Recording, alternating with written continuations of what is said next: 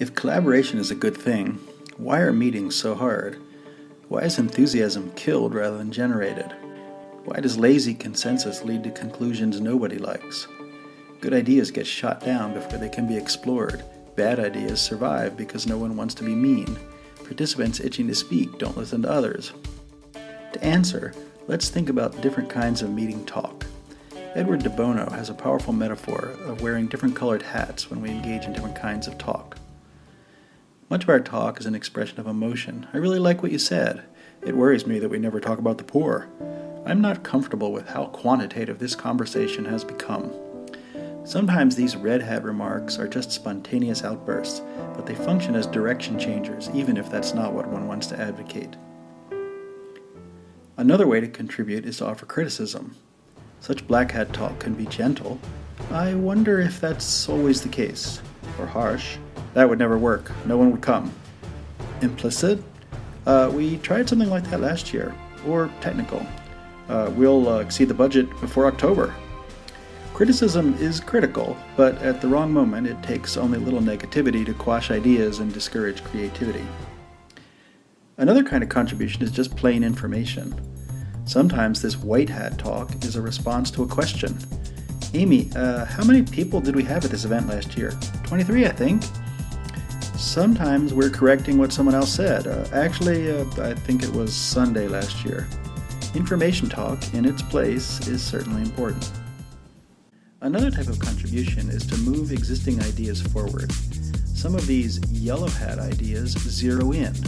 Everything we've said so far is rooted in the idea that legal work should actually solve a problem. Others identify the value of an idea on the table. One thing that's good about the merger plan is that it ties in with our efficiency conversation. These contributions are, in a sense, opposite of critical. They are generative yes and comments. And once we get that method in place, we could do a lot of things. Similar, but not quite the same, are contributions that take the conversation in new directions. These green hat contributions are frequent in good brainstorming. What if we brought in a food truck? Hey, have we ever had a clown give the opening prayer? What if our target tuition were $0? In this mode, contributions can, and sometimes should, be crazy ones that test boundaries. They give the conversation a sense of movement in many directions. No one's slowing down to criticize. We're not stuck on one idea. Your creative ideas motivate mine. At the wrong moment, though, green hat talk is just chaotic. Finally, some comments are just about the process. How much time do we have left? Could we get back to the question we started with? We haven't heard from Amal yet. We need blue hat comments that break frame and keep us on task and on schedule. But the urge to blue hat thinking can distract us as individuals, and ill-timed blue hat comments can crush enthusiasm and stop creativity in its tracks. So where do we go with all this? Simply having a shared awareness of the different types of thinking and talking goes a long way toward improving our capacity as members of collaborative teams. But there's even more to be gained when we coordinate our thinking and talking styles and change our fundamental collaborative regime. One conventional collaboration regime is collaboration as argument. This is the marketplace of ideas notion, where good ideas battle bad ideas. The problem is that it falsely assumes that all ideas are ready for battle, and the result is good ideas often get strangled in the crib, yielding mediocre outcomes and unhappy participants. A second regime is collaboration as hug. It's pleasant in every way that collaboration as argument is not.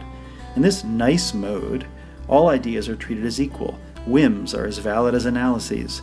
Feeling good about the activity and the process trumps the result. The outcome is often some Frankenstein monstrosity that uses a little bit of everyone's contribution. It makes no sense, but everyone's voice was heard. Parallel thinking is an alternative. Everyone thinks in the same direction, but the direction can be changed.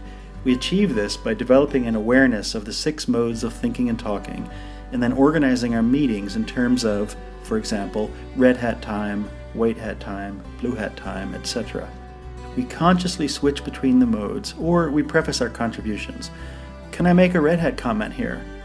Advanced users can channel group creativity with specific sequences.